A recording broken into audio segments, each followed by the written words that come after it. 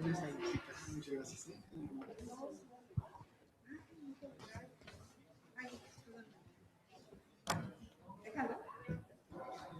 Claro que sí, se las puede llevar. Ya vamos a empezar. Hola, muy buenas tardes. Bienvenidos al Café Conciencia, aquí en la Biblioteca Vasconcelos, una actividad en colaboración con la Dirección General de Divulgación de la Ciencia de la UNAM. Y bueno, el objetivo de nuestras charlas pues es que ustedes tengan una plática, una conversación, un intercambio de ideas con investigadores e investigadoras de la UNAM y de otras instituciones que realizan investigación en nuestro país para que conozcan su trabajo, sus aportaciones y sobre todo también que nos ayuden a entender diversas problemáticas y diversos fenómenos sociales. Para nosotros su participación es muy importante, así que por favor, si desean comentar algo, hacer una pregunta a nuestros invitados, solo nos levantan la mano y mis compañeras les pasan el micrófono.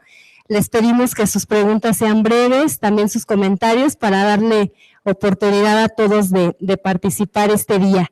Y bueno, el tema de hoy es, pues se acercan ya las fiestas de fin de año, estamos en el cierre del 2016 y un tema que nos ocupa hoy es la parte del consumo, ¿no?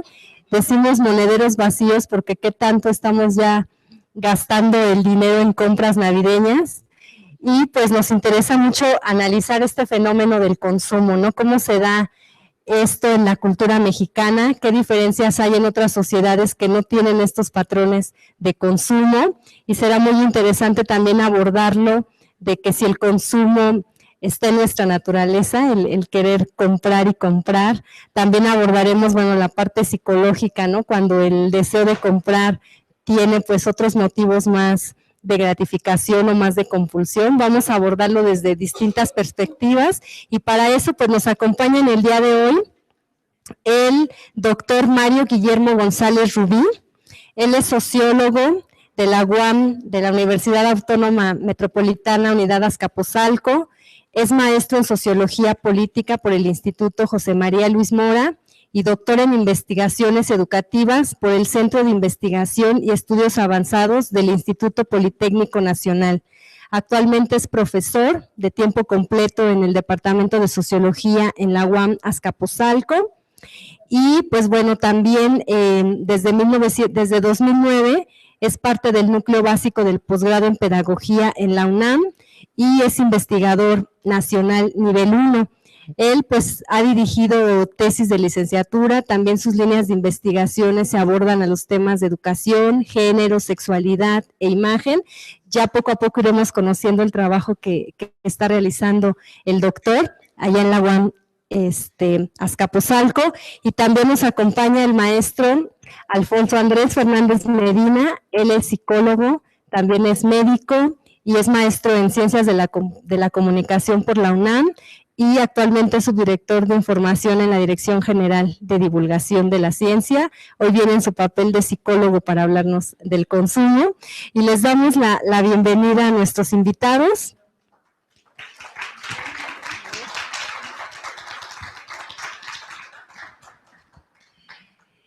Y pues nos gustaría comenzar planteando el tema del consumo. Si somos consumidores por naturaleza, doctor, ¿hay algo interior que nos hace consumir o cómo se ha construido este patrón, ¿no? a través del tiempo en las sociedades, que es un tema que usted pues ha estado trabajando en los últimos años? Buenas tardes. Buenas tardes, pues me da mucho gusto poder participar de esta mesa y traer algunas ideas con las que podamos trabajar. Yo quería hacer primero un comentario muy breve. Cuando me invitaron a esta mesa y trataba de pensar cómo abordar el tema del consumo, pensé en un contraste con sociedades, las hay, que no está centrada su patrón de comportamiento alrededor del consumo. Y una de ellas es la sociedad cubana. La sociedad cubana, curiosamente hoy tan de moda por el caso del fallecimiento de Fidel Castro, tiene elementos que son distintos a los que tienen las culturas occidentales que están orientadas al consumo. Yo voy prácticamente desde el 2008, he ido cada 2 años a La Habana a un congreso que se llama Universidad, Y la gente, y siempre regreso platicando muy entusiasmado de lo que es Cuba, y la gente siempre me pregunta qué es lo que me gusta de Cuba. Yo diría que hay 3 cosas que me gustan, sobre todo de la ciudad de La Habana, que es la que más conozco. Lo primero es la seguridad y la tranquilidad de sus calles. Uno puede andar tranquilamente por todos lados. Hay pocas posibilidades, si no es que ninguna, de que uno sufra un asalto, de que lo aborden de una manera que sea inadecuada. Pero fundamentalmente hay otros 2 elementos que tienen que ver con una cultura que no está orientada al consumo. La primera, la limpieza visual de sus calles. Uno llega y no hay espectaculares, no hay comercialización, y entonces uno puede apreciar las casas, puede apreciar los árboles, puede apreciar el cielo, los automóviles y todo aquello que las personas hemos producido, pero es una sensación, a mí me da, de limpieza visual.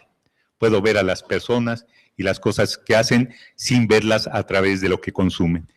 Y el otro elemento que para mí es importante es que hay pocas tiendas, si no es que prácticamente ninguna. Y para mí eso me da mucha tranquilidad. A diferencia de otros lugares donde uno va y entonces lo que tiene que entrar es a comprar, y saber que no tengo nada que comprar ni que tengo que dedicarle tiempo a las tiendas, me parece un estado de relajación que uno no tiene en este país. Si uno se piensa en esta época, pues en realidad parte del estrés que uno puede tener, de la ansiedad que tiene uno, está relacionado justamente con la idea de ir a consumir, de buscar regalos, de entregar, resolver algún tipo de necesidades, cosa que allá no se observa. Entonces yo creo que si hay condiciones, la pregunta es cómo se construye una sociedad donde el consumo no es el centro de la vida social y cómo se construye otra sociedad como la nuestra, en la cual el consumo parece ser central en nuestras actividades cotidianas. Respondiendo un poquito a la pregunta, nada más para entrar en el tema, yo creo que los seres humanos tenemos necesidades básicas, tenemos que comer, tenemos que dormir, tenemos necesidad de crear cosas, necesidades artísticas, necesidades emocionales, afectivas, etcétera. Pero también hay otro conjunto de necesidades que no necesariamente son básicas, no vienen con nuestra condición natural, sino son construidas. El consumo, la necesidad de tener distintos satisfactores de otro orden que no son básicos, son muchos de los cuales van integrando esta cultura del consumo. Pero yo creo entonces que hay una diferencia entre necesidades básicas y necesidades creadas como elementos culturales dentro de nuestra sociedad. Pero ahí dejo. Ahora, doctor, bueno, usted pone 2 ejemplos, bueno, lo que es Cuba y lo que es el caso mexicano, ¿no? Y abordemos de que son 2 sistemas económicos, pues, diferentes. Y en nuestra sociedad, bueno, parte del consumo también se argumenta como un sostén de la economía, ¿no? Aquí, ¿qué podría ser esta parte? Porque dicen, si no hay consumo, hay movimiento económico, no lo hay, que a diferencia de la sociedad cubana, bueno, es otro sistema, ¿no? Sí, mira, sí es muy interesante porque efectivamente la economía es la producción de bienes materiales, pero también el consumo de esos bienes, la forma en que se distribuyen socialmente cada uno de esos bienes. A mí me parece que la diferencia fundamental justamente está en que hay tipos de sociedades donde nosotros podemos identificar nuestras propias necesidades básicas con diferencia a estas necesidades construidas. Con esta pregunta yo me acuerdo de la película Encuentro conmigo, no sé si algunos la hayan visto. Esa película se trata de un diseñador de imagen muy exitoso, gana mucho dinero diseñando imagen para políticos, para empresarios, para deportistas, que venden su imagen a distintas personas. Y en esa película también se llama Encuentro conmigo porque también aparece un niño que es el mismo viéndose desde su infancia y luego aparece otro personaje que es el mismo viéndose en su etapa como adulto mayor. El niño, cuando se encuentra a sí mismo y le pregunta, oye, ¿dónde están todos nuestros sueños? Le dice, ¿a qué te dedicas? Y dice, me dedico a diseñar imagen. ¿Y eso qué es? Y entonces cuando dice qué es, no le alcanza a describir qué es lo que hace. El niño, unos días después de convivir con él, le dice al personaje central, ya sé lo que tú haces. Lo que tú haces es tratar de convencer a la gente de que una persona es lo que no es. Es decir, les vendes una imagen, le vendes algo que en realidad la persona no se siente satisfecho con esto. Yo creo que tiene mucho que ver con el tema del consumo. El consumo tiene una característica fundamental desde mi punto de vista. En el momento en que uno compra, al mismo tiempo, y quizá Andrés nos va a orientar mucho más en esto, al mismo tiempo uno tiene una aspiración de comprar algo. Y entonces lo piensa, está allí. Yo también he tenido aspiraciones de comprar cosas y a veces me he pasado. En alguna ocasión compré una sala y la fui a ver como 6 meses. Y entonces la iba, entraba, ya me conocía el vendedor y me decía, ¿a usted le gusta esta sala? Sí, pero yo voy a esperar hasta que baje realmente de precio. Algún día la compré a mitad de precio. Entonces ya me dijo, ya está su sala al precio que usted dijo que la quería comprar, y la compré en ese momento. Entonces no crean que no soy consumidor compulsivo. Pero entonces lo que nosotros tenemos es que en muchas ocasiones esta parte del consumo es una parte que es efímera, porque uno tiene expectativa, hace esfuerzo, invierte sus recursos, su dinero en poder comprar algo, pero justamente en el momento en que uno lo compra, toda la expectativa se desvanece. Y entonces se desvanece y a partir de eso ya es propiedad de uno, y entonces uno tiene que poner su expectativa en una cosa nueva. Y entonces deja de ser nuestro y podemos es nuestro, pero al mismo tiempo deja de ser una aspiración, y entonces se convierte en algo distinto porque la aspiración empieza a ser en otra cosa. Yo lo he visto muchas veces cuando uno va y compra algo y entonces dice, ya solucioné, ya estoy feliz, ya tengo el pantalón que quería, y luego digo, pero ¿y la camisa con la que va a combinar? Y el par de zapatos con el que me lo voy a poner. Y entonces parece ser que en lugar de haber resuelto una necesidad, lo que tengo es nuevas necesidades. Esa es un poco la cultura del consumo. Y efectivamente eso nos puede llevar a tener más empleos, pero no necesariamente mejor calidad de vida. Y para abordar, bueno, este asunto de las necesidades, las gratificaciones, Andrés, ¿qué nos puedes comentar al respecto? Claro, bueno, muy interesante lo que acaba de comentar el colega en la parte precisamente de que todos somos consumidores, nadie se escapa al consumo. Y bueno, ahorita es una fecha bastante propicia, como dice Claudia, de la Navidad. Acabamos de pasar el Buen Fin, ¿no? Donde las tiendas abarrotadas, la gente nerviosa porque tenía que tomar la oferta del día.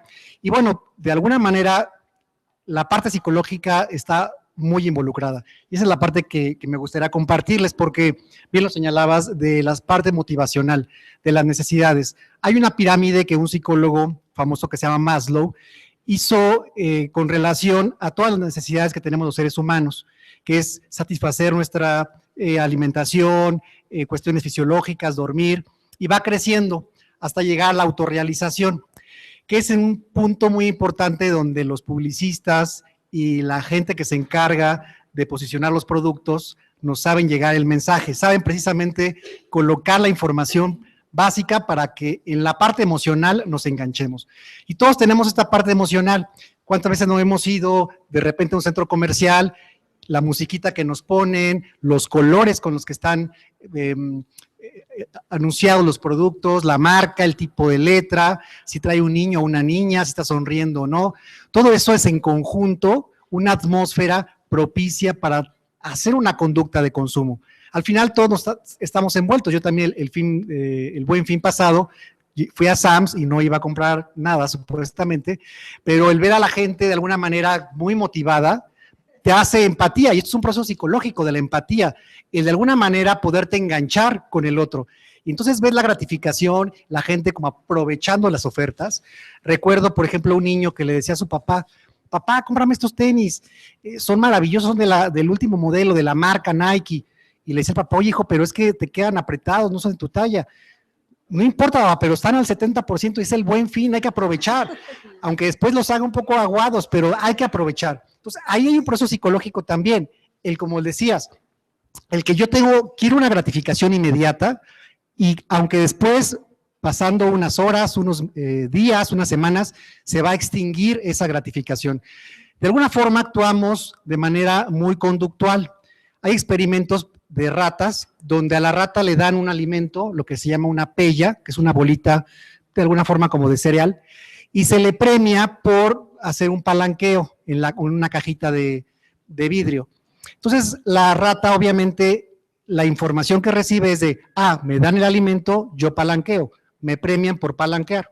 Entonces, es su premio, es la satisfacción que obtiene. Entonces, de alguna manera, los seres humanos en esta parte conductual actuamos de esta manera. De repente es un premio, un reconocimiento.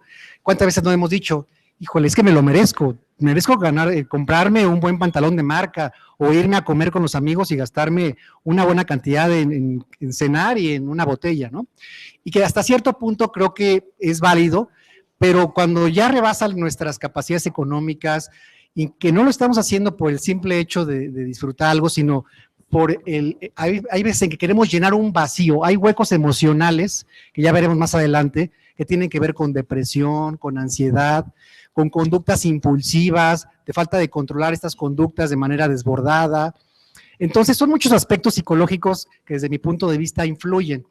Y bueno, a ver si tocamos al rato el tema de los medios de comunicación, que también son una parte muy importante en este ciclo de proceso de mensaje, de recepción y de cómo yo interpreto ese mensaje y cómo actúo y compro algo, aunque después, como tú decías, ya no lo utilice. Las mujeres muchas veces compran zapatos y aunque a lo mejor son del mismo color y son negros, pero bueno, es un negro un poquito más bajito que el otro, entonces ya es una justificación y que también tiene una explicación psicológica de por qué las mujeres compran zapatos y los hombres más cinturones y los hombres otro tipo de cosas como corbatas.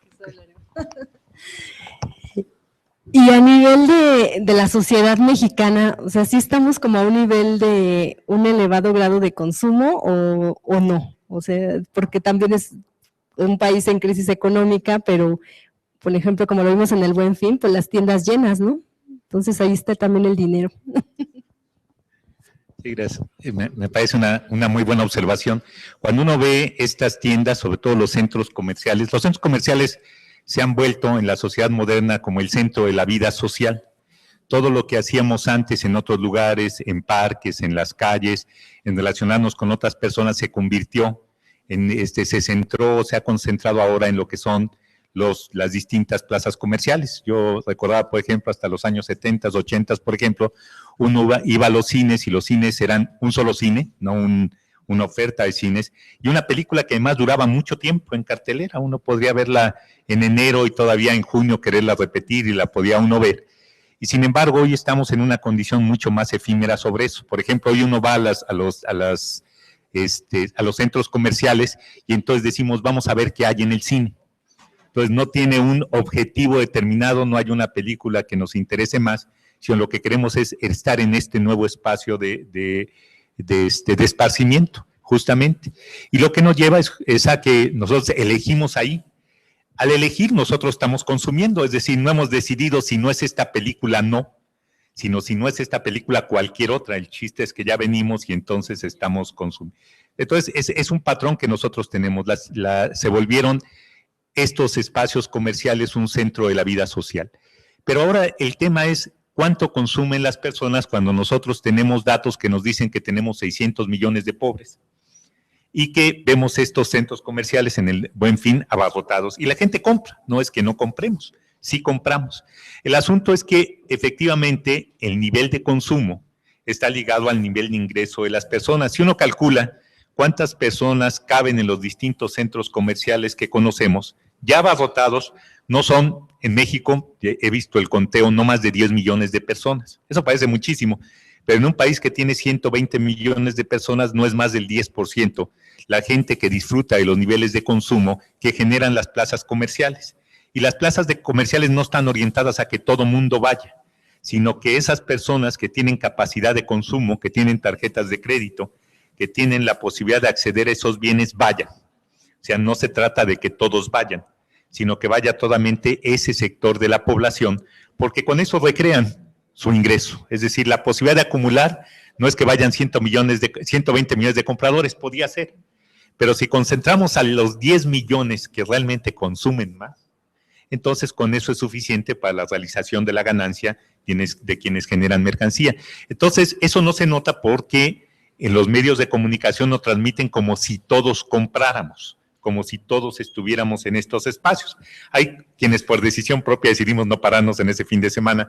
Yo más que nada no por no consumir, sino por no meterme a los estacionamientos o por no estarme peleando un lugar en una mesa para poder comer. Pero finalmente nos ofrece todo, nos ofrece la comida, nos ofrece la diversión, nos ofrece la tienda, entonces finalmente terminamos consumiendo. Pero a pesar de todo, si uno pudiera hacer como estas separaciones de los distintos núcleos poblacionales, nos encontraríamos que no está dirigido el consumo a todas las personas, sino a aquellas que tienen un poder adquisitivo determinado. Entonces, sí es, no sé si eso contesta un poquito a la pregunta, pero tiene que ver, no son todos, sino sectores muy particulares a los que se dirige. Y también, bueno, mencionábamos la parte de los patrones de consumo de hombres y mujeres, ¿no? Que también hay variaciones. ¿Podríamos hablar también de esta parte? Bueno, en esta parte, Clau, de las cuestiones emocionales, vamos a entrar y antes de decirles quién consume más, si hombres o mujeres, y que bueno, va a depender incluso de cada producto, lo que me gustaría que todos reflexionáramos es esta parte fisiológica incluso del cerebro. Cuando compramos algo, ¿se imaginan qué pasa en nuestro cerebro? Es una sensación de placer que lo da el enamoramiento, que lo da un beso, que lo da un like en Facebook. Y eso está de alguna forma estadísticamente demostrado. ¿Por qué? Porque al final es un reconocimiento que nos estamos dando a nosotros mismos y también socialmente. Si yo compro una camisa en Walmart, no es lo mismo que si la compro en Liverpool, o si tiene una marca, o si tiene un cocodrilo, o si tiene un caballito, ¿no? Y aunque la playera posiblemente de la calidad no sea de la mejor, el hecho de tener un caballo ya me da cierto estatus, aparentemente, ¿no? Entonces, las marcas juegan con esto. Los publicistas perfectamente conocen la parte humana de cómo poder llegarnos. Entonces, ¿qué pasa? Cuando compramos algo, vamos al centro comercial, aunque a lo mejor no vayamos con la mentalidad de adquirir un producto, vamos en los pasillos, de repente nos metemos a lo mejor a lo que son cereales, de repente vamos dando la vuelta y nos encontramos con algo y decimos, híjole, es que yo no lo quería comprar, pero casi se me atravesó y no lo necesitaba, pero en ese momento, aparentemente, según creamos esa necesidad, ¿no? Pero realmente nos ponemos a reflexionar, ¿sí lo necesito o es simplemente porque quiero aprovechar aparentemente la oferta, porque está al 70% y que sabemos que en muchos casos esto es algo, pues, mentira, porque muchas veces se incrementan los costos, ¿no? Pero aquí hay una sustancia muy interesante, que esa es la que me gustaría compartirles y que a lo mejor ya han escuchado ustedes en otros cafés de la ciencia, que es la dopamina, que es la sustancia, vamos a llamarle la protagonista de este proyecto de los compradores, que es yo genero una compra, doy mi dinero o pago incluso con la tarjeta. También depende la gratificación o la liberación de dopamina, está en función también si pago con tarjeta de crédito, si pago en efectivo o si pago con vales. O sea, hay una gran diferencia. O meses sin intereses, ¿no? Y de repente entramos y hasta también depende de la tarjeta que traigamos. No es lo mismo una Premium que una clásica, que una Advance, o si es HSBC, o si es Bancomer, o si es una American Express. Entonces, nos vamos clasificando en ciertos sectores y tenemos cierto estatus en función de nuestras posibilidades de compra. Entonces, la dopamina es fundamental. Por eso ustedes se preguntan, híjole, ¿por qué me siento tan bien cuando compro? Pero como decía el doctor, también al momento de la liberación de dopamina dura un par de tiempo. Y cuando empiezo a comprar y volverme esta conducta, esta habituación al consumo, como se genera una especie de adicción. ¿Por qué? Porque es como cuando juegas cartas o juegas y empiezas a ganar y empieza tu cerebro a decir, ahora voy por más, por más. Y eso es el caso de las compradoras compulsivas que veremos más adelante, porque ya hay ahí aspectos y rasgos de personalidad que tienen que ver con trastornos. Pero en este caso, cuando preguntas, Clau, de las mujeres a los hombres, hay modelos donde te dicen que las mujeres, eso sí está comprobado, de las que consumen más zapatos son mujeres, bolsas, y a lo mejor suena muy obvio, pero también tiene si nos vamos a interpretaciones psicológicas, veremos por qué. En el caso de los hombres, lo que son cinturones y corbatas son de las más vendidas. Pero la mujer, como es más emocional y sus hemisferios tienen más interconexiones, tiene esa sensibilidad de poder. Por eso las mujeres, cuando se les comparte una tarjeta de crédito, por eso se dice que son peligrosas, porque van al súper y se les hace fácil, pero porque son más emocionales y caen, se puede decir, más en estos ganchos, en esos estímulos, en estos mensajes de los publicistas. Por eso, de alguna manera, las mujeres, en ese sentido, son presas fáciles. Y los medios de comunicación, si se fijan, son muchos estereotipos. La mujer güera, blanca, alta, con cierto tipo de cuerpo. Y se están dando cuenta los publicistas también que ya tampoco es el modelo a seguir, porque se están dando cuenta que también la mujer se identifica con alguien de su realidad cotidiana, ¿no? Entonces, yo creo que estos estereotipos del que compra y vas a tener un super carro rodeado de mujeres, o vas a tener un desodorante para atraer más hombres, o sea, todo ese tipo de estereotipos de alguna manera nos enganchan, y aunque a lo mejor en ese momento digamos, ay, es mentira, sí influyen de alguna manera, ¿no? Y la explicación psicológica de por qué la compra de zapatos en el caso de las mujeres. Ok. Exacto, bueno, eso es muy interesante. Hay una teoría evolutiva que señala esto de la compra de zapatos, y sobre todo los zapatos de tacón alto. Dicen, bueno, ¿pero por qué? Y se fijan muchas de las mujeres, al menos en un par de zapatos de tacón que utilizan a veces en la oficina o en las fiestas. La teoría evolutiva nos dice que al momento de ponerse los zapatos, las mujeres destacan más la cadera, las nalgas se ven más pronunciadas. ¿Por qué? Porque les estiliza la figura. Y dice, bueno, ¿eso que tiene de evolutivo, no? De psicológico. Porque en la época de los hombres primitivos, la mujer que tenía mejores nalgas y más sanas y que las pronunciaba, ellos obviamente no usaban tacones, pero que al momento ellos caminaban de puntitas. Entonces, al momento de poder ver, de percibir esto, el hombre, el macho, la señal es más fértil, tiene mayor capacidad al momento de procrear y de poder expulsar al bebé, tiene mayor capacidad de poder abrir la pelvis. Entonces, toda esa señal evolutiva nos da un sentido de fertilidad. Obviamente ya no estamos en esa época, socialmente hemos crecido, hay muchos estímulos, tú mejor nos podrás decir esta parte cultural, económica, pero de alguna manera tenemos involucrados ciertos aspectos que aparentemente, pues dicen, no, esos son primitivos, pero todavía siguen imperando en la conducta humana. Doctor, y en el caso de lo que comentábamos de las diferencias entre las sociedades, ¿no? Del mayor consumo. En la cuestión de los mexicanos, o sea, al hablar de consumo, sí podríamos como plantear aspectos negativos del consumo, porque también tendrá algunos efectos positivos, ¿no? Y por eso es alguna práctica tan común, ¿no? En nuestra sociedad. Hay una definición que me gusta utilizar en clase que tiene que ver con la publicidad. La publicidad es definida por algunos autores como el arte de presentar como necesario lo que es superfluo, es decir, lo que no necesitamos, pero que creemos necesitar. Ponías distintos ejemplos acerca de la propiedad de distintos objetos que no solamente están orientados, es una diferencia con los animales. Los animales, todos los objetos que obtienen, los obtienen para resolver sus necesidades básicas. Quieren comer, cazan, incluso no guardan nada, no pueden guardar, no tienen esa capacidad, satisfacen su hambre, se van y dejan allí la comida y otros animales carroñeros se van alimentando de lo que quedan, les vuelve a dar hambre, vuelven a buscar comida.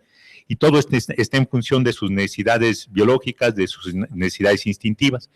En los seres humanos, a diferencia de eso, nosotros tenemos una capacidad que en sociología llamamos socialización, educación, que es que nosotros aprendemos no solamente que tenemos necesidades biológicas, sino también tenemos necesidades psicológicas, sociales, emocionales, que tratamos de satisfacer. Una de estas es este tema de la jerarquía y el reconocimiento. Y entonces asociamos, o la publicidad nos presenta como que el resultado de este proceso es que nosotros obtengamos un bien, pero no un bien cualquiera, un bien que tiene que tener determinadas características, incluso cuando uno compra en el mercado negro cualquier cosa, y entonces tiene una marca superpuesta. En realidad lo que estamos tratando de hacer es asumir el estatus o la jerarquía asociada a la marca determinada, y a veces hasta nos sentimos bien, incluso por este cambio, a pesar de que nosotros sabemos que nosotros lo hicimos. Pero es un juego, justamente con el tema del estatus o no. Entonces yo creo que ese es un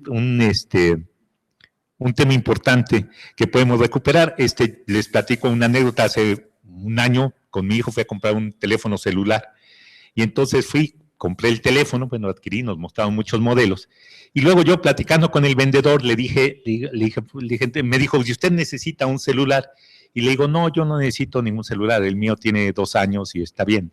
Dice, 2 años, ¿usted sabe que los celulares duran 2 años? Es decir, los celulares están hechos por su tecnología para que en 2 años resulten obsoletos. entonces ya usted tiene una tecnología obsoleta, no le sirve para nada. Sí lo he comprobado varias ocasiones, que es obsoleta la tecnología que tengo, suficiente para lo que hago, pero obsoleta. Y entonces eso nos lleva en distintos momentos a decir, usted tiene una nueva necesidad. Decía, bueno, pero antes para mí era suficiente hablar por teléfono. Bueno, está bien, mando un mensaje. Bueno, está bien el WhatsApp. Bueno, pero si consulto el Facebook también puede ser, y si además tengo la entrada a datos. Y entonces uno dice, ¿de veras necesitaba todo eso? ¿O es la misma forma en que se me presenta el producto que lo hace necesario? ¿Cómo vivía yo antes de tener todo eso? Vivía con insatisfacción, me faltaban esas cosas, pero no sucede eso. Entonces nosotros mismos, a la hora en que va pasando el tiempo, vamos creando esas necesidades que están muy ligadas a la publicidad, porque la publicidad nos dice es jerarquía, es reconocimiento, y entonces empezamos a vivir alrededor de esos temas y no de otros. Por eso cuando compramos algo nos satisface, ya lo tenemos y ahora lo podemos mostrar a los otros, pero parece que no es suficiente porque cada vez le tenemos que mostrar a los otros. Somos una especie que siempre está observando a los otros, por eso decimos que somos seres sociales, porque no solamente es nuestra identidad, no solamente es nuestra satisfacción personal, sino que esta satisfacción está en función de lo que tienen los otros. Si vuelvo al caso cubano, por ejemplo, en el caso cubano dice, ¿cómo se mantiene una sociedad donde no hay esos niveles de consumo? Sí hay consumo, pero es un consumo mínimo. Y justamente yo diría, ¿y por qué no hay asaltos? ¿Por qué hay seguridad? Ligando las cosas que yo decía al principio. Y yo digo que una cosa, esa es mi opinión, que en Cuba, por ejemplo, nadie tiene tanto como para que alguien le desee eso que tiene el otro, pero ni tiene tan poquito como para desear quitarle a los otros lo que tiene. Es decir, tienen lo suficiente en distintas cosas, no es una orientación hacia el mercado, a comprar productos, a darle jerarquía a los productos, sino está centrado en las personas. Las personas se educan, las personas tienen salud, tienen vivienda, se les generan cierto tipo de expectativas, pero la expectativa no está ligada a la relación de compra. Y en nuestro caso sí están ligadas a la relación de compra. Por ejemplo, una expectativa en las sociedades occidentales como la nuestra es decir, yo quiero tener una casa propia. Y nos pasamos la vida alrededor de la casa propia. Decía un compañero, Manuel Gil, que escribe en el Universal ahora, Manuel decía, en los 30 años, la década de los 30 es la década de las hipotecas. No, nosotros contraemos una hipoteca y nos hipotecamos por 30 años para tener una casa. Y entonces todo gira alrededor. Él platicaba y decía, en mi casa se decía, no podemos viajar porque hay que pagar la casa. No podemos ir a la fiesta, no puedes comprarte esto porque hay que pagar la casa. Todo era la casa. Y la pregunta es, ¿y por qué tenemos que tener una casa propia? ¿Realmente por qué? Es decir, ¿qué es una casa? Es una necesidad, nos protege del medio ambiente de principio, nos permite interactuar con nuestra familia, nos da ciertos espacios de seguridad, pero una casa rentada nos da exactamente las mismas características. El asunto es que la propiedad también nos da estatus. Un compañero urbanista ahí de la UAM me decía que, por ejemplo, en Francia solo el 20% de las personas tienen casa propia. El 80% vive en casas rentadas, pero es una cultura que tiene que ver con la idea de moverse continuamente de un lugar a otro. Si les dan trabajo en otra ciudad, se van a otra ciudad. Si tienen posibilidades de vivir en otra colonia, se van a otra colonia. Y las casas, dice, te dan arraigo. Como tienes que pagar la hipoteca, no tienes para pagar una renta. Entonces, uno puede vivir en Azcapotzalco y tener que ir hasta Ciudad Universitaria y hacer todo ese trayecto porque tiene su casa propia. Y entonces el arraigo juega un papel fundamental. Decía, allá no es esa cultura, hay una cultura de la movilidad, entonces no compran cosas que los aten a espacios determinados, se mueven de una manera distinta a la que tenemos. Entonces, estos elementos lo que nos muestra es que culturalmente son distintas. Francia es distinta al caso cubano, al caso mexicano, tienen diferentes niveles de consumo, pero también perciben diferente las necesidades al respecto de lo que compran. Y a ver, están muy callados, muy atentos a la charla. Quiero ver algunas manos levantadas. Si alguien quiere comentar algo sobre el tema, por ahí hay un...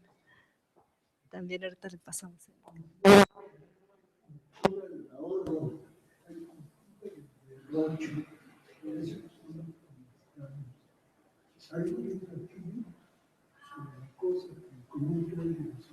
Si se acerca más.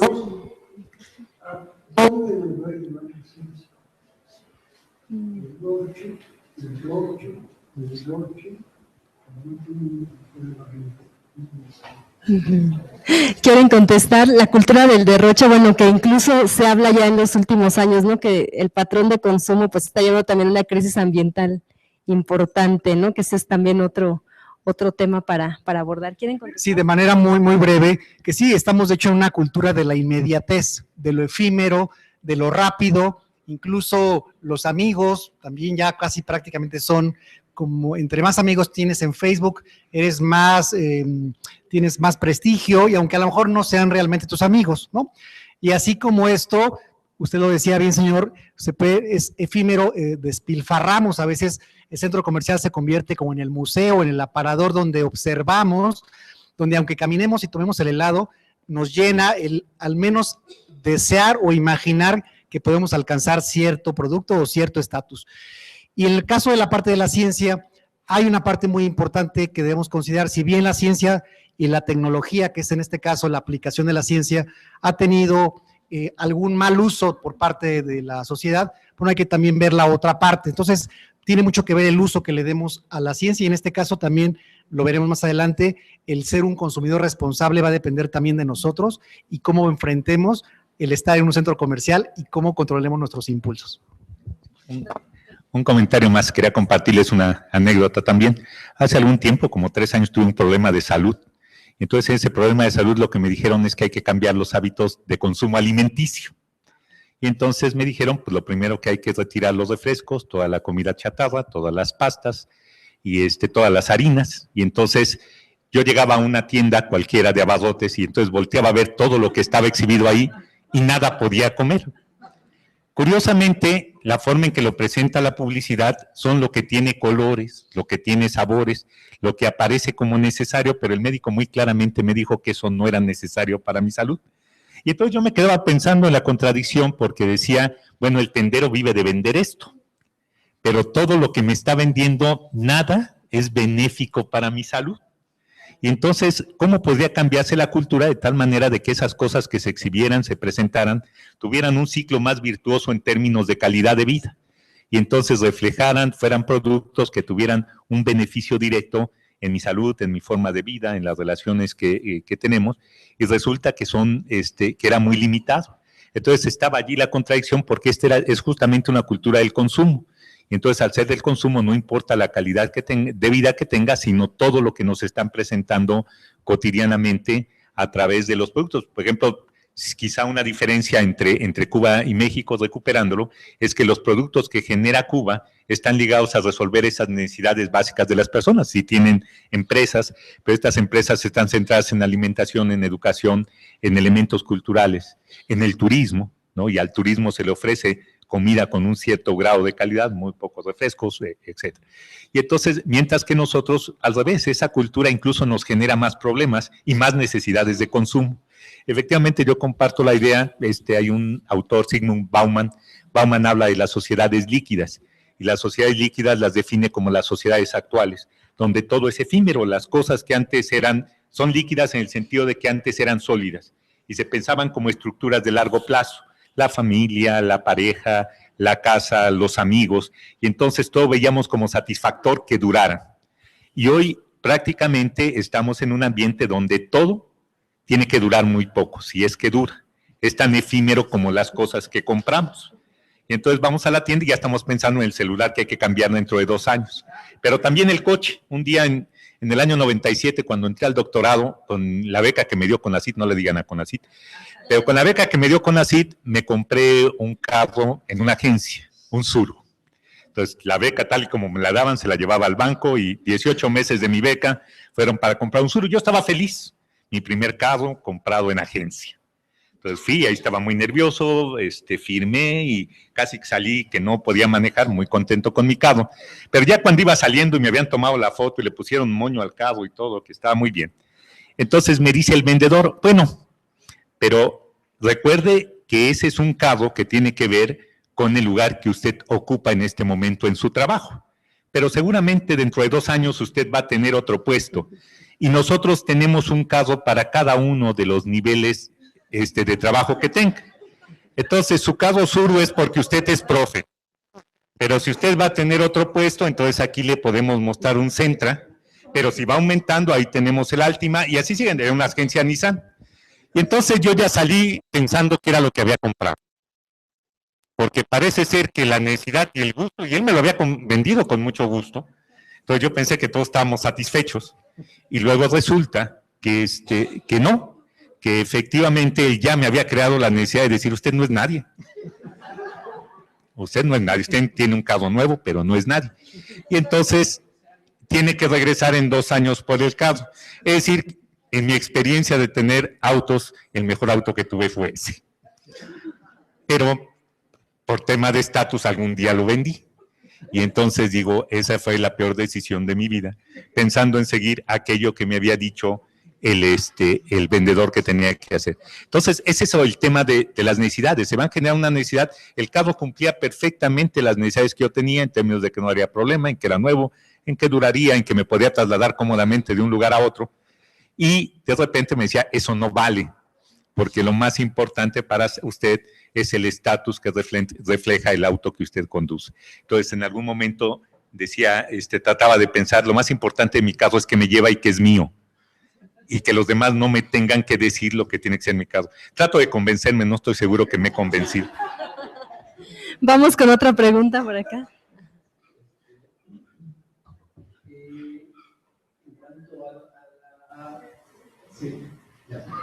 En cuanto a lo que mencionaba el doctor, de que había más o menos 20 millones de personas que podían adquirir cosas y hacer ese consumo, ¿no?, de las cosas, yo me quedé pensando, no sé si esté bien, que dentro de ese grupo hay gente muy preparada. O sea, yo no sé si haya también así doctores y maestros, etcétera, pero también hay gente que no está tan preparada, que también puede entrar en ese grupo.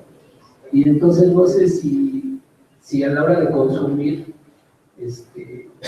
ya sea como por instinto, no por un conocimiento, una preparación de la persona, sino porque todo el grupo cae en ese como instinto, ¿no?, de consumir.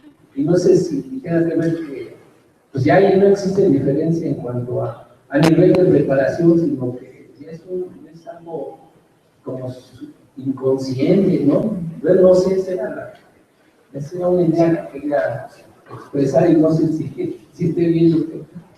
Sí, porque lo intelectual es una cosa, pero la parte emocional relacionada con las compras. Exacto, que es algo muy, muy importante, porque, bueno, hay segmentos que perfectamente los mercadólogos y los publicistas definen en función del producto que van a ofrecer en el mercado, ¿no? Entonces dicen, bueno, vamos a ofrecerse una clase, nuestro producto va dirigido, nuestro público meta es jóvenes de entre 15 y 22 años, con una clase social X, que sean profesionistas o que tengan un nivel adquisitivo que permitan comprar este vehículo, por ejemplo, ¿no? Haciendo un ejemplo al vehículo. Porque no es lo mismo traer un Mini Cooper que traer un Tsuru, como dices, ¿no? O un Beetle o a un, se me olvida una marca, pero un Audi, ¿no? Entonces, a lo que vamos aquí es de que incluso para los publicistas, si los mercadólogos se ofrecieron ese producto a ese público meta, pero a lo mejor intelectualmente no cubre ese perfil, no les importa, mientras lo consuman, al final de cuentas es la ganancia, ¿no? Entonces, hemos visto incluso, por ejemplo, hay zonas, vamos a hablarlo donde está la central de abastos. Es un público donde hay una plaza particularmente ahí que es una de las que son más visitadas, de hecho, a nivel del Distrito Federal, no de la Ciudad de México ahora. Es una de las que tiene más impacto. Y dirán, bueno, pero ¿por qué está en una zona en Iztapalapa? Está por ahí Rojo Gómez, pero bueno, está la central de abastos. Y ahí a lo mejor no les importa si son profesionistas, intelectuales, mientras cumplan con el nivel adquisitivo, pues nos vamos sobre ellos, ¿no? Y manejan la parte emocional y la parte aspiracional, porque dicen, bueno, al final yo le voy a ofrecer una camisa polo con un caballo gigante, como el que traía uno de los narcotraficantes cuando lo detuvieron, que se llamaba la Barbie, y que esa camisa después nos dimos cuenta en la parte mercadológica que fue una de las más vendidas en esa época, ¿no? Entonces, llegamos a un punto aspiracional y aunque sea un narcotraficante ahí, era la camisa de moda, tenía un polo gigante. Y la camisa te costaba 1,500 pesos, ¿no? 1,800, 2,000 pesos, ¿no? Y en Tepito ya la vendían pirata también en 200, 300 pesos, ¿no? Entonces, aquí vamos a esta parte que decías tú, la parte aspiracional, y aunque a lo mejor la persona compre algo que sepa que es pirata, o los famosos clones de las bolsas de marca de las mujeres, ya hay unos que son piratas, pero otras que les llaman espejo, que son prácticamente las mismas, pero tienen la marca tatuada, pero no es la original, y si una bolsa te cuesta original 50,000, 80,000 pesos, la de pirata te cuesta 3,000, 4,000 pesos. Entonces hablamos aquí ya de procesos psicológicos, aspiracionales, del yo querer depositar en el producto algo que tal vez no tenga, o es como en el enamoramiento, a lo mejor yo deposito en esta persona mis expectativas, mis frustraciones, mis deseos, mis miedos, y lo deposito en un producto, y ese producto pienso que va a cumplir esas expectativas, pero que seguramente no lo va a hacer, ¿no?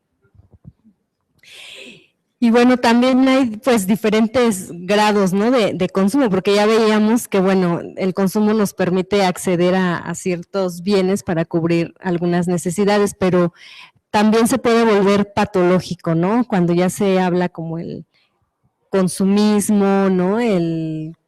Esta parte ya más de trastorno. ¿Pudiéramos platicar? Claro, esta parte es muy importante, Claudia, porque hay trastornos como el estado depresivo o el estado bipolar. ¿Sí han escuchado el trastorno bipolar? Que bueno, el trastorno bipolar abarca muchas facetas de personalidad, pero si en términos generales es la persona que tiene un estado anímico muy cambiante, que tiene varios picos. De repente puede estar muy feliz, eufórica, impulsiva, y de repente puede estar desanimada, desesperanzada, con la vida pesimista, ¿no? Viendo la vida de manera pesimista. ¿Qué pasa? Uno de los criterios para diagnosticar el trastorno bipolar es que la persona tenga compras compulsivas, de manera compulsiva. Entonces, ¿de qué nos habla esto? De una persona que le cuesta trabajo controlar los impulsos y que está viendo la televisión y de repente en su estado depresivo no se quiere parar, no se quiere levantar, no quiere hacer ningún esfuerzo por ir al trabajo, a la escuela, y de repente en un piquito que tiene por ahí del estado anímico, que el cerebro le juega algo benéfico, que se liberan ciertos grados de dopamina y se pone alegre, de repente ve el comercial y están diciendo, no, este es el producto mejor del mundo, te va a aliviar o te va a hacer sentir lo máximo, porque los productos que venden prácticamente son fabulosos, no existen otros en el mercado, ¿no? Entonces, ¿qué hace la persona?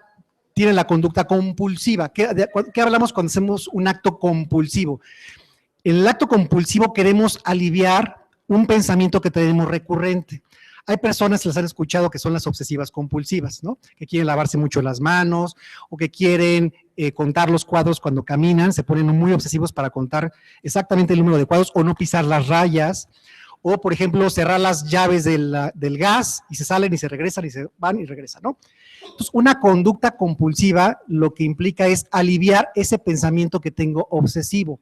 Entonces, en los casos de los compradores compulsivos, ¿qué pasa?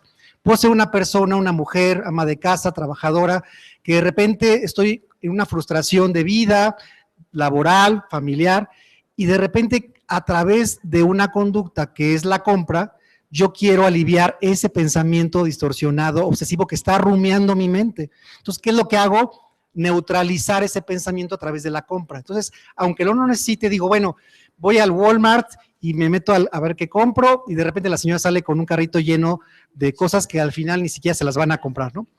Ni van a servir, pero yo alivié a través de esa compulsión bajo la ansiedad, porque también en una compra hay mecanismos del cerebro que hacen que se eleve la ansiedad y la persona de repente se siente de, mira, y se están, por ejemplo, en el viernes negro que le llaman en Estados Unidos, hasta las personas se pelean y se golpean por adquirir una oferta. Entonces, ¿qué pasa? Los niveles llegan a tal nivel de ansiedad que la persona incluso toca a niveles de la amígdala cerebral de la agresión. Entonces se vuelve agresiva y con tal de obtener su objeto, como un cazador, con tal de obtener ese objeto, agrede, golpea y se sale de sí, porque su lóbulo prefrontal, que es el que controla los impulsos y controla la capacidad de juicio, se ve nublada. Hagan de cuenta que totalmente esta parte que los detiene y los frena, se nubla. Entonces, en el comprador muchas veces pasa esto. Hay una liberación tanto de dopamina y de emoción y de ansiedad que la parte del lóbulo prefrontal se ve aniquilada y entonces la compra empieza y se vuelve un hábito. A ver si al final nos da tiempo de decir algunas técnicas que podemos utilizar para hacer cambios de hábito y de consumo. Y también cuando se habla que el comprar también te ayuda a cubrir ciertos vacíos emocionales. Aquí, ¿de qué vacíos estamos hablando? ¿Con qué se relaciona, ¿no?, este acto de comprar con esta parte? Hay vacíos que, en el caso, por ejemplo, de la relación, hay muchos, vamos a llamarle casos de relaciones de pareja. Estábamos hablando de la parte efímera. Las relaciones de pareja ahora duran un promedio de 2-3 años, ¿no? Ahora los jóvenes millennials, por ejemplo, tienen mucha esta parte. El hecho de comprar algo en la parte emocional, hay, sobre todo en la depresión. La depresión es una de las enfermedades que está cada vez más creciendo cada vez más. Se habla que el 25%, hasta incluso un 30% de la población mexicana padece depresión. Entonces, ¿qué pasa? En esta parte afectiva, aunque no sea una persona como tal, mi afecto, al depositarlo en un objeto, fíjense qué tan importante, no es el objeto por sí solo, es lo que me representa y lo que me hace sentir. Incluso yo puedo comprar, hay gente que está incrementándose el número de mascotas, y no porque yo esté en contra de las mascotas, porque también tienen un papel muy importante en la vida de las personas, pero se ha incrementado de manera desbordada el número de consumo de mascotas. Incluso hay carriolas ya hasta para los perros, ¿no? Hemos visto. Entonces, a lo que vamos es a una satisfacción de sentirme acompañado, querido, y que aunque hemos hablado de la soledad, que también es muy respetable y que también cada persona tiene la posibilidad de decidir si está sola o no, los seres humanos nacimos en sociedad y necesitamos también el vínculo y la interacción con los demás. Entonces, si yo de repente me siento solo, me siento aniquilado, me siento desesperanzado, que no tiene motivación mi vida, no tiene un sentido, pues a lo mejor con un objeto aparentemente lo voy a tener. La depresión está comprobado, y es uno de los criterios para diagnosticarla, que la persona, aunque sea millonaria, aunque tenga yates, aunque tenga club de golf, si tiene depresión, eso no le va a llenar ni le va a gratificar, porque al final de cuentas es mental, o sea, es el objeto de estímulo que me puede causar gratificación, no lo hace porque mi cerebro está desajustado con cuestiones bioquímicas. Entonces, para que veamos la importancia de que el objeto por sí solo no es lo que vale, sino la interpretación y el sentido que le damos nosotros. Doctor, ¿quiere agregar algo, por favor? Sí, ahora que hacía esta presentación, me acordaba que en sociología nosotros planteamos una diferencia entre lo que son los comportamientos instintivos y lo que son los comportamientos aprendidos.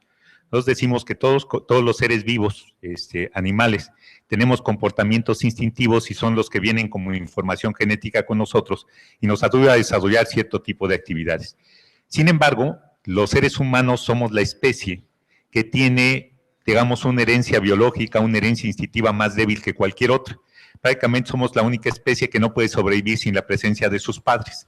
Necesitamos de nuestros padres, necesitamos de los otros, de las otras personas para poder desarrollarnos. Sin embargo, uno de los temas importantes es que estas otras personas, desde el momento en que nacemos, porque hoy nacemos de maneras distintas a como nacíamos antes, y no me refiero al plano biológico, sino al plano social. Antes la gente nacía en su casa, rodeado de sus parientes, en un ambiente distinto al que se nace hoy en un hospital, donde a las primeras personas que vemos son personas que no volveremos a ver en nuestras vidas. En un ambiente distinto es diferente lo que hacemos. Y entonces los seres humanos, lo que vamos construyendo como referente de toma de decisiones, son los elementos que nos va dando la cultura. La cultura es todo eso que nos transmiten los otros, para poder tomar decisiones acerca de distintos temas que vamos pasando a lo largo de nuestra vida. Entonces, los primeros que nos enseñan esa cultura son nuestros padres. Entonces, nosotros aprendemos los valores, las formas de consumo, lo que ellos comen, lo que ellos compran, lo que ellos les gustan. A veces a los niños incluso los vestimos como nosotros. Y entonces, de repente, dice, mira, se parece mucho. Sí, se parece y además lo he visto igual. Y entonces, todo lo que nosotros le llamamos agentes de socialización, la familia, la iglesia, la escuela, los medios de comunicación, juegan un papel de transmitirnos de tal manera incluso la misma información que luego dicen, no es innato, somos consumidores naturales. No, no somos consumidores naturales. Aprendimos a ser consumidores. En nuestra familia aprendimos que hay cierto tipo de cosas que son valiosas de comprar y que tratamos de seguir comprando, aunque ya a veces ya no estemos en el espacio familiar. Los medios de comunicación juegan este papel también. Trataba de recordar, por ejemplo, el tema del género que hace rato se comentaba. Yo les puedo decir que hasta unos 20 o 30 años, En general los compradores, la publicidad estaba dirigida más a los hombres que a las mujeres, por una razón particular. En las familias tradicionales, donde el hombre era proveedor y la mujer era ama de casa, educadora de hijos, en realidad el que tenía el dinero, pues era el padre, el hombre, él es el que tenía. Y los comerciantes se dirigen al que tiene el dinero. Y entonces compraban todo aquello que los padres necesitaban, incluso los satisfactores de sus hijos o los satisfactores de su pareja eran comprados a través del padre. A quien tenían que hacerle atractiva la venta eran los padres. Sin embargo, de 30 años para acá, a partir que las mujeres se incorporan culturalmente a veces por obligación al mercado laboral, las mujeres empiezan a tener la posibilidad de tener su propio ingreso. Y entonces cambia la publicidad porque la publicidad ya está dedicada a las mujeres porque ellas traen el dinero. Y entonces como ellas traen el dinero se construye todo un ideario, un imaginario de qué es lo que las mujeres necesitan. Entonces de repente también esa, entre otras causas, lleva a decir es que las mujeres consumen más que los hombres. Aparentemente lo observamos porque antes no lo hacían, porque antes estaban a la espera de lo que el jefe de familia decía. Pero ahora no tienen que esperar eso, y ese es un dato más que tiene que ver con la vida social. Por ejemplo, hoy se tiene como dato que el 80% en México, el 80% de los divorcios los piden las mujeres. Los hombres todavía no nos decidimos a divorciarnos. Nos cuesta trabajo, si no estamos bien, pues buscamos cómo nos acomodamos, pero no pedimos el divorcio. En el caso de las mujeres, sí. Antes, ni unos ni otros pedían el divorcio. ¿Qué es lo que hace que esto tenga ahora un mercado, el mercado del divorcio? Dice, bueno, simplemente que las mujeres dicen, yo no dependo económicamente de ti, por tanto puedo tomar la decisión de que no quiero vivir contigo y no estoy obligada a vivir contigo.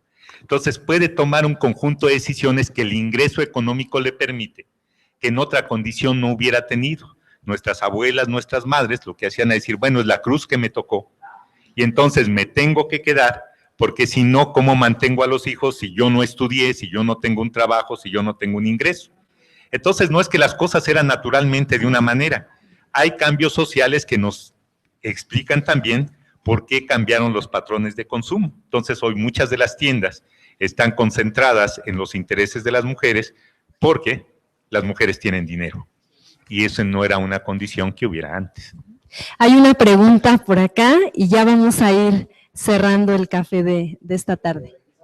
A la vida que se llevó en Cuba, yo quisiera saber si ese patrón de medio de producción, que es una producción humana necesaria, nada más que te permite vivir como es la comida, etcétera, etcétera. Quisiera saber si ese patrón en México podría funcionar de la misma manera que se está llevando en Cuba. Mira, hay lo que nosotros podemos llamar cambios, digamos, cosméticos generales y lo que son cambios profundos dentro de la sociedad. Un cambio cosmético, por ejemplo, podría ser el de un teléfono celular a otro. Es decir, ya tengo otro, me da otro estatus, me da ciertas condiciones, pero en realidad básicamente es el mismo objeto. Un cambio social es cuando nosotros cambiamos los valores dentro de nuestra sociedad. Por ejemplo, el valor central de la cultura capitalista es a cada quien según su trabajo. ¿Qué significa? Que si yo trabajo más, tengo derecho a recibir más y lo veo como justo. Luego uno tiene dudas si Carlos Slim, por ejemplo, ha trabajado suficiente como para llegar a ser el hombre más rico del mundo o alguien le ha ayudado. No parece ser que sea lo que obtiene sea según su trabajo. Pero bueno, suponiendo, esa es una filosofía. Si yo trabajo más, tengo derecho a recibir más y por tanto a consumir más. La filosofía del socialismo que implanta Cuba, es a cada quien según su necesidad. Es decir, si una persona tiene más necesidades, a esa persona se le tiene que dar lo suficiente para que resuelva esas necesidades. No que le sobre, pero que resuelva sus necesidades. Si alguien tiene más hijos, tiene que tener una casa más grande que los que tienen menos hijos. No se pueden estar desperdiciando los cuartos ni los lugares. Claro que se promueve que la gente no tenga tantos hijos. Muy poquita gente en Cuba tiene más de 2 hijos. Es decir, es un cambio cultural que está asociado a muchas decisiones, se transmite a través de la educación. Por ejemplo, nosotros tenemos una noción de propiedad que es muy importante en nuestra satisfacción. A todos le decimos que es mío. Por ejemplo, decimos, es mi cuarto, son mis padres, son mis juguetes, son mis hermanos, todo es nuestro, está hecho para nosotros y están aquí porque me dan un servicio a mí. En otros casos, por ejemplo, en el caso de la educación cubana, los cubanos en general incorporan muy rápidamente a sus hijos a los sistemas educativos. Desde los 6 meses están en sistemas educativos porque construyen una noción de colectividad. Nosotros decimos que la familia es lo central y para ellos lo central no es la familia, sino la sociedad, el grupo social, y dentro de ese grupo social está la familia. No es que la familia no les importe, pero lo ven en el tema colectivo. Entonces yo creo que la complicación es muy fuerte, porque tener un cambio en los valores que nosotros tenemos, en la forma que funcionamos, es algo que quizás se lleve mucho tiempo. Pero bueno, hay cosas que nosotros pensamos que no sucederían. Por ejemplo, si hace 20 años se hubieran preguntado en la Ciudad de México, solo en la Ciudad de México, ¿será posible aprobar matrimonios homosexuales? Y hubieran dicho no. Eso nunca va a ocurrir en la cultura machista de este país, eso es impensable, etcétera. Y hoy lo tenemos. Sucedió 20 años después de que se planteaba como algo imposible de solucionar. Y entonces sucedió, ahora es interesante, sucedió en la Ciudad de México y todos los demás estados de la República se replegaron. Hicieron leyes más duras que además castigan y sancionan el tema de los matrimonios homosexuales o de las parejas homosexuales. Entonces no hay un cambio cultural tan extendido, pero lo cierto es que se requiere mucho más tiempo. Ahora no sabemos cuánto, porque los cambios se van dando, les digo, no en términos de lo superficial. A veces uno dice, yo soy muy tolerante con toda la gente, yo acepto a todos los demás, nada más que no me molesten. Y entonces, si no me molestes, que no eres tan tolerante, ¿no? Cuando decimos, por ejemplo, en el caso que les pongo, por ejemplo, sí matrimonios homosexuales, pero no adopción de hijos. Cuando estamos diciendo que no a la adopción de hijos, estamos diciendo, tú me sigues resultando totalmente intolerable. Pero bueno, te acepto, pero te acepto a ti, pero ya no te reproduzcas. Eso es lo que estamos diciendo cuando decimos, porque estás partiendo del principio de que parejas homosexuales tienen hijos homosexuales. Y entonces lo que estás tratando es delimitar que en el futuro no haya familias homosexuales, cosa que no tiene ninguna base. Los hijos homosexuales, bisexuales, transvestis y como 9 categorías distintas que hay, ocurren en matrimonios homosexuales y heterosexuales. La mayoría en matrimonios heterosexuales no hay una relación tan directa entre uno y otro. Pero nuestro imaginario juega así. Entonces sí es complicado pensar hasta cuándo va a generar una cultura de valores. A lo mejor es más fácil pensar cómo podemos cambiar algunos valores en el tipo de sociedad que tenemos. Cambiarnos al sistema cubano va a ser muy complicado y además todo este cierre de fronteras que tiene hace que no se difunda mucho su modelo cultural. ¿Hay otra pregunta? Hola, quiero preguntar ¿cómo se puede prevenir el consumo excesivo? Como algunas sugerencias de consumo. Y en el otro caso, cuando ya está totalmente establecida esta conducta de consumo excesivo, ¿cómo se puede modificar? Okay, bueno, aquí son dos partes muy importantes, que es lo que la prevención y al momento ya de estar en el momento de la compra compulsiva, ¿qué hacer? En la parte de la prevención hay varias técnicas conductuales que se utilizan. Una de ellas podría sonarles muy obvia, pero que tiene una gran congruencia. Es, si ustedes van al súper, sobre todo las mujeres que llevan una lista, ¿no? Entonces, es como focalizarse a esa lista y decir, bueno, voy a comprar del 1 al 10 y voy a pasar por los pasillos que precisamente me den esos productos, porque si tú te vas a otros pasillos, precisamente están acomodados de tal manera en los centros comerciales para que de la entrada están ciertos productos, vas caminando y ahí hay una estrategia de mercadotecnia. Entonces, si ustedes quieren prevenirlo, digo, eso yo lo hago porque también hubo un momento en que me volví un poco consumista, entonces ya iba directamente a los productos y si quería ver, porque a veces se vuelve como un placer el ver los productos que hay en las ofertas, muy consciente de que no traía más cantidad de dinero más que lo que necesitaba, porque si yo traía en la bolsa la tarjeta de crédito, entonces era de, bueno, pues igual lo pago a 18 meses sin intereses, y bueno, porque te lo venden así, ¿no? En piquitos, mira, te va a salir en 50 pesos mensuales, pues no es nada. Sí, pero compra el refrigerador, más la sala, más el pantalón, y súmale mensualmente cuando tienes que pagar. Entonces, una estrategia es no llevar la tarjeta de crédito si es que utiliza la tarjeta y llevar la cantidad que más o menos en promedio te alcance para esos productos. Otra es cuando estás en ese momento y estás frente al producto que estás casi a punto de adquirir, que casi que te sedujeron y ya casi dices, no, ya es lo máximo porque tengo que comprar la pantalla de 4K porque el Full HD que ya compré hace 6 meses, pues ya no tiene la misma resolución, ahora es curva y tiene 4K, ¿no? Si estás frente a eso, es lo que yo hago. Yo les comparto también a mis pacientes lo que yo hago, porque si no, imagínense, les doy técnicas y yo estoy consumiendo, decir, bueno, pues él no lo lleva a cabo. Lo que hago es como una respiración, camino, regreso, y eso permite bajar los niveles de ansiedad. Entonces mi cerebro está con más claridad de tomar una decisión, porque a veces la decisión se toma en función del estado anímico en el que estoy en ese momento, si estoy emocionado porque salí de un evento, o porque salí con la novia o con la esposa, o porque estuve con mi hija jugando, entonces estoy con la adrenalina y con la dopamina a flor de piel. Entonces eso ayuda a que yo continúe con el control impulsivo. Entonces, ¿qué debo hacer?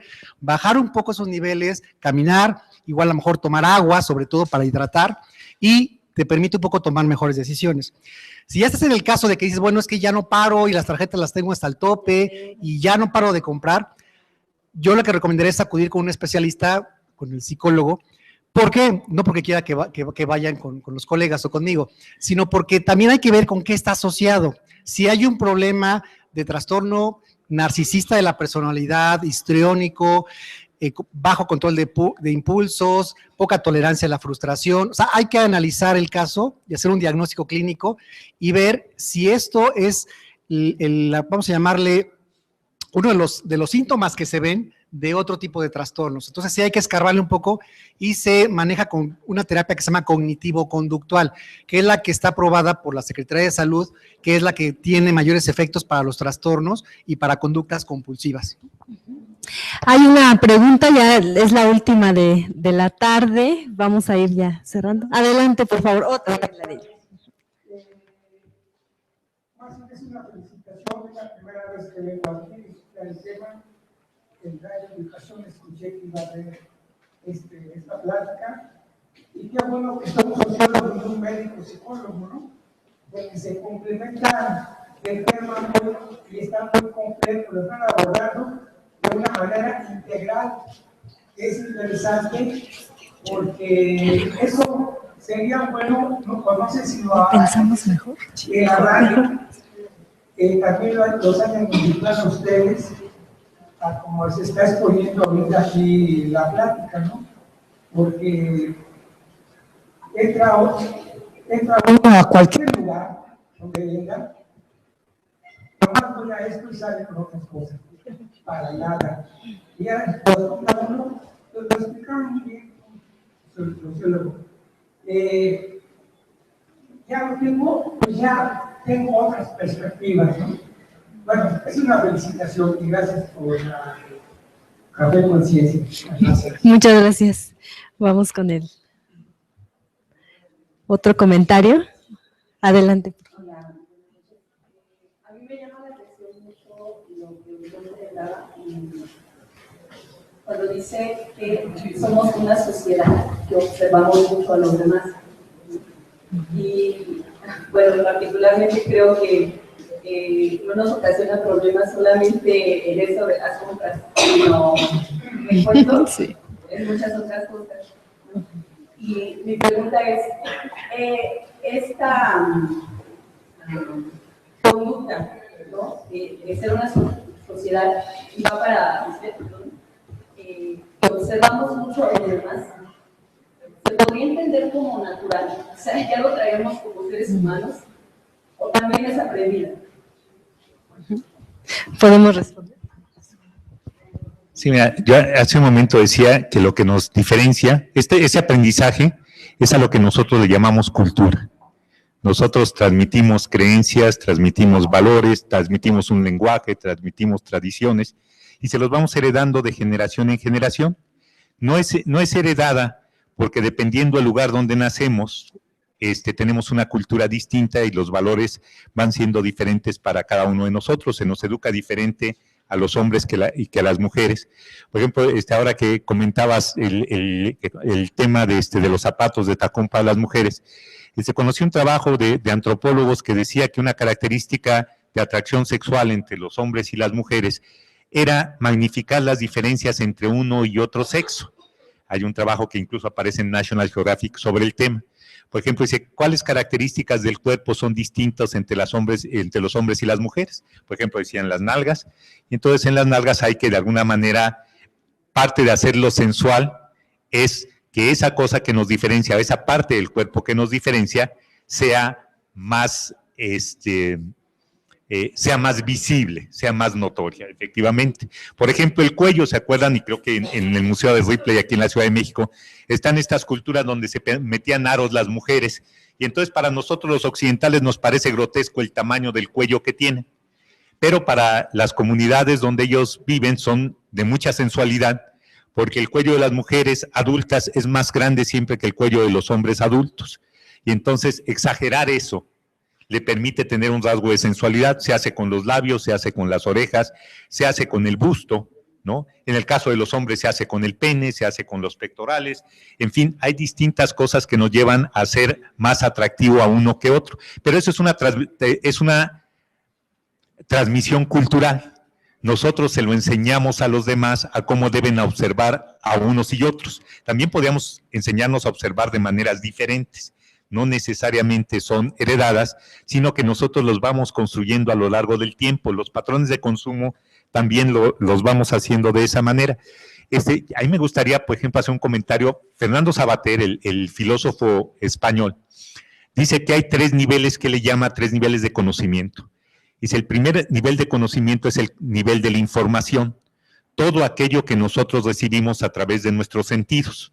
Entonces nosotros nos enseñaron desde la primaria que teníamos 5 sentidos. Y entonces todo lo que recibimos a través de eso es información. Yo puedo decir, esta mesa está dura, o la pantalla está caliente, dar información a través de lo que observo, a través de lo que huelo, a través de lo que pruebo, de lo que toco y de lo que escucho. Pero la información no necesariamente es conocimiento, simplemente son datos que tenemos de la realidad. Él dice que el conocimiento es la capacidad que tenemos las personas de poner esta información que recibimos en un contexto de explicación, es decir, llamarle de una manera y entender cuáles son las razones que están detrás de ello. Por ejemplo, a todo esto que hemos platicado hoy le hemos llamado consumismo, y el consumismo está ligado con cuestiones heredadas, y está ligado con cuestiones sociales y con cuestiones culturales, todo junto se llama consumismo, lo pusimos en un contexto de explicación. Pero él decía que había un nivel superior al del conocimiento. Supone que el conocimiento es lo que hacemos en las universidades o en las escuelas, toda la información, trasladarla a explicaciones. Sin embargo, Savater decía que lo más importante no era el conocimiento, sino la sabiduría. Y la sabiduría es la capacidad que tenemos las personas de que esa información y ese conocimiento que cultivamos todos los días y que solo los seres humanos tenemos, lo podamos convertir en acciones. Es decir, si yo digo, bueno, soy muy consciente de que el planeta se va a acabar porque no separo la basura, no es suficiente que diga, ya lo sé y qué barbaridad, sino lo que tengo que hacer es separar la basura. Si no la separo, a lo mejor tengo información y tengo conocimiento, pero no soy una persona sabia. Para enfrentar las condiciones del consumo, uno tendría que ser un poco sabio. Es decir, a pesar de que tengamos atracción por ciertas cosas, en algún momento tengamos la capacidad de detenernos, ¿no? Y decir realmente cuál es la satisfacción que obtengo sobre este tipo de cosas. Quizá con estos patrones que nos comentaban ahora y decir, bueno, la primera razón para no, sabiendo que el consumismo no es algo que me beneficia, porque me puede generar más problemas que las soluciones que tiene, entonces salir sin tarjeta de crédito. Pensar que voy al cine y voy justamente al cine. Y entonces tener eso, o ir a otros lugares donde el comercio no sea el centro. A lo mejor regreso a los parques, a lo mejor regreso con los amigos a la calle. Hoy una característica que tienen los niños, y hay razones, la inseguridad es muy importante ahora, pero hubo generaciones que jugábamos con muchos niños, con muchos parientes, con muchos hermanos dentro de nuestros espacios sociales, no teníamos que ir a las tiendas. Pero hoy, como no tenemos todo eso, nos vamos a las tiendas. Y entonces ahí tenemos todo un universo que se nos presenta como necesario.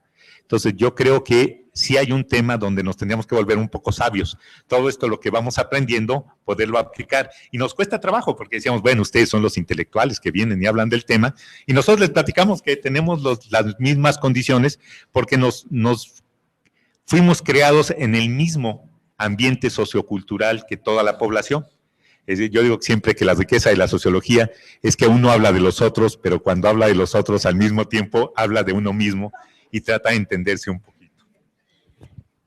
Pues bueno, ya para cerrar este café y a manera de conclusión, ¿qué nos recomiendan para no quedarnos con los monederos vacíos estas fiestas decembrinas? Tener más ingresos. Y empezar muy bien el año. Andrés. Bueno, yo lo que resumiría aquí es la parte cultural, biológica, psicológica, fisiológica, económica. Al final todos estos factores van a interactuar, se entretejen, interactúan unos con otros. No podemos decir ya dar una explicación totalmente, ni la psicología tiene totalmente la verdad absoluta, ni la medicina, sino que cada área desde su perspectiva y cada ciencia va a dar una explicación y una interpretación a fenómenos como como el consumismo. Por eso les estamos compartiendo nuestra visión de acuerdo a nuestras disciplinas y de alguna manera ustedes van a dar ese sentido de acuerdo también a sus propias necesidades y a sus propias problemáticas. Ahora, como dice Claudia, ¿cuál es como una recomendación? Bueno, yo creo que aquí es muy importante y más que se acercan las fiestas navideñas, no engancharse con la parte del consumo desbordado y comprar regalos por comprarle. Hay veces en que yo también he asumido de repente, ya se acerca el 24 y no he comprado los regalos. Y bueno, a veces ya como no tienes tiempo, a veces compras algo que tú crees que le va a gustar y al final les puedo asegurar que esa persona lo va a botar o lo va a regalar a otra persona más, ¿no? Entonces, ser muy conscientes y analizar que el afecto también, porque a veces nos confundimos, el afecto cuando lo queremos dar, y aunque suene trillado, pero es algo real y desde un punto de vista psicológico, que estamos depositando en ese objeto y a lo mejor no es algo tan caro, es algo simbólico que le puede servir a la persona. Pensar en el otro si es que queremos regalar algo, porque a veces pensamos, no, a mí me gusta, está muy bonito, sí, pero a la otra persona no le va a gustar, entonces mejor piensa en lo que le puede gustar a la persona si es que vas a querer regalar, y también delimitar, si tienes una pantalla o tienes 3 pantallas en tu casa, porque eso se compra más en el Buen Fin, que es uno de los productos más solicitados, bueno, ver si realmente te va a llenar esas expectativas. ¿Para qué quieres una pantalla de 4K si no tienes Blu-ray? ¿Para qué quieres una pantalla de 4K si a lo mejor tu señal no es HD? Entonces, hay que analizar un poquito más la parte del por qué lo estamos comprando.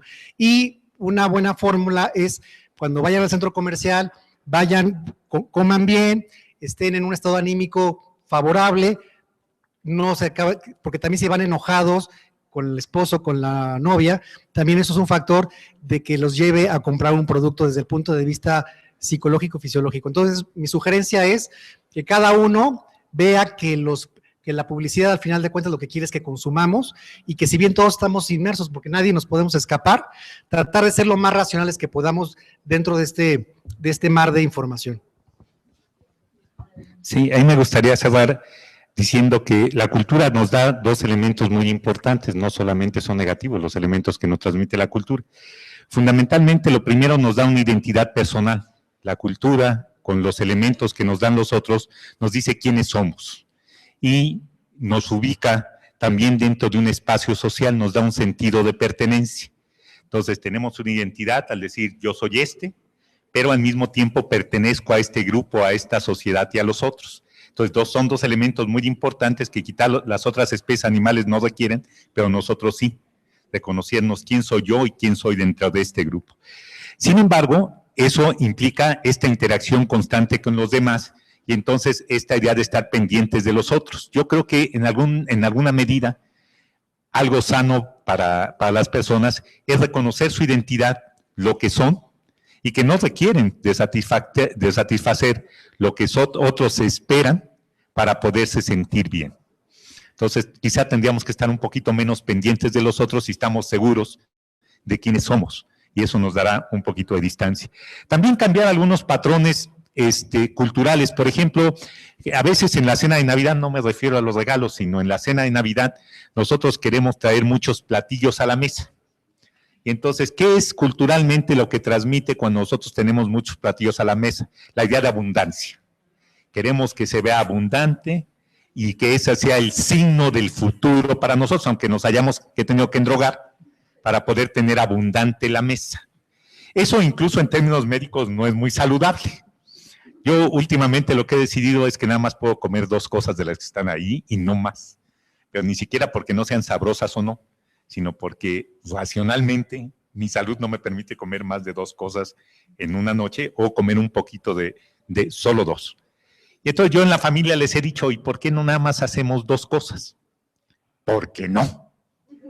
Porque es tradicional poner los romeritos, el bacalao, tal, y todo el mundo termina explotando a medianoche, ¿no? Se siente mal, incluso físicamente mal, pero satisfecho de que fue abundante la cena. Entonces cumplimos con la cultura, aunque no con nuestro cuerpo. Entonces yo diría en algún momento lo más importante de una cena, de una comida, es la interacción con las personas.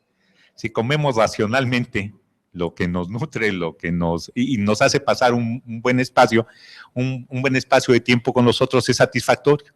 Yo he escuchado muchas veces y se vive de esa manera, cada vez que vamos a tener una reunión y lo primero que pensamos es en la comida. Necesitamos comer para estar reunidos. Cuando tuve el problema de salud me decían, ¿usted come pan? No, no como pan, nunca compro pan. Es muy diferente no comer pan que nunca comprar pan. Y entonces dije, nunca compro pan. ¿Come galletas? Nunca como galletas. Y entonces, ¿usted por qué está tan mal? Y entonces ya descubría, en ese tiempo era funcionario en la universidad y desayunaba con gente en restaurantes. Bueno, como me sentaba con personas 2 o 3 horas, entonces todo lo que pusieran en esa mesa lo consumíamos. Entonces todas las chapatitas que ponían, todo el pan que estaba ahí, y yo decía que nunca compraba pan. Y luego en la universidad había reuniones, y en las reuniones justamente poníamos galletas, agua o refresco. Ya una de las asistentes siempre me decía, doctor, su coquita ya se la traigo. Sí, ¿cómo no? Tráigame mi coca. Ya sabía a qué horas me tocaba el té, a qué horas me tocaba el café y cuándo era la hora de la Coca-Cola, porque las reuniones eran largas. Y entonces yo decía, pero si no compro nunca nada, ¿no? Como de goma con todos los demás. Y entonces es un tema, el asunto de que todas las reuniones deben tener algo, pero es un elemento cultural. Por eso no es criticable, lo tenemos y está bien que compartamos las cosas. Pero a veces nosotros lo que tenemos es una compulsión, queremos mostrar todo en ese espacio y a lo mejor podemos hacer un ensayo por primera vez en nuestras casas, decir, a ver, vamos a escoger una sopita y un guisado y lo que comeríamos racionalmente en cualquier noche. Que lo más importante sea la reunión con las personas y no tanto cuánto seamos capaces de consumir. Me ha tocado gente que me dice, oye, ¿probaste mi guisado? Y entonces dice, sí. Ah, ¿verdad que estaba rico? Sí, estaba rico y no lo probé, ¿no? O si les digo no, entonces la gente se ofende. Por eso les digo que la comida es una cuestión cultural y quizás desde ahí podemos irle cambiando. No tenemos que tener tanta comida para sentirnos bien y convivir con las personas. Y así sucesivamente, no necesitamos tantas cosas de algo para podernos, cuando uno contrata un sistema de cable se siente feliz, ya tengo 80 canales nuevos, ¿no? Está feliz. Por cierto, en Sky, por ejemplo, lo que te dicen es, me dicen, ¿ya cambió su televisión? No, no ha cambiado la televisión. Se está perdiendo 40, 80 o 60 canales. Y entonces, y cuando uno quiere buscar algo en la noche no encuentra nada. Entonces ahora uno tiene 120 canales y no hay nada que ver. Y eso nos pasa cotidianamente. Lo hacemos porque decimos que tenemos más y tener más nos da satisfacción inmediata, pero a la vez no nos resuelve ningún problema porque necesitamos tener otras cosas. Entonces yo digo, hay desde esos pequeños cambios. A ver, ensayar, que decir que la reunión es más importante que la comida, o la reunión es más importante que el regalo, porque además estamos en una condición donde los regalos pareciera que es el dinero que tenemos adicional, pero en realidad estamos en una condición económica en este país donde no nos sobra. No, en realidad nos falta. Entonces decimos, lo que nos sobra lo voy a usar. No nos sobra. Entonces, si partíamos de ese principio, hay necesidades que cubrir antes de otras. Entonces, yo diría, sí podemos empezar haciendo, no es fácil el ejercicio, ¿no? Porque se viene encima toda la familia y todos los demás, y este es un amargado que no quiere disfrutar la noche de Navidad. Ya nada más rapidísimo, Clau, para terminar sobre este punto de la alimentación. Si analizamos de dónde viene el símbolo de la alimentación, nos pasamos el primer objeto que tenemos, que es la madre. La madre, al momento de darnos el pecho, estamos recibiendo alimentación, pero también afecto. O sea, simbólicamente representa un vínculo muy fuerte. Entonces, lo que tú decías, precisamente se traslada esta simbología del afecto, del cariño, del dar, del compartir, al momento de estar en una mesa. Y entonces, si no analizamos esto y vemos que de repente podemos comprar, por ejemplo, mi suegro, de repente llega con fruta, llega y le digo, oye, ¿para qué tu papá trae tantos plátanos y naranjas si se echan a perder cuando de repente va a visitarnos? Y entonces ya analizando un poco su caso, es que cuando estaba niño tenía muchas carencias como hijo, ¿no? Entonces es una forma de compensar ahora lo que hace en la adultez. Entonces cuando analizamos de dónde vienen también ese tipo de conductas, nos pueden ayudar un poco a mejorar o a modificar ciertas cosas que nos permitan poder estructurar mejor nuestras conductas. Por eso quería retomar ese punto.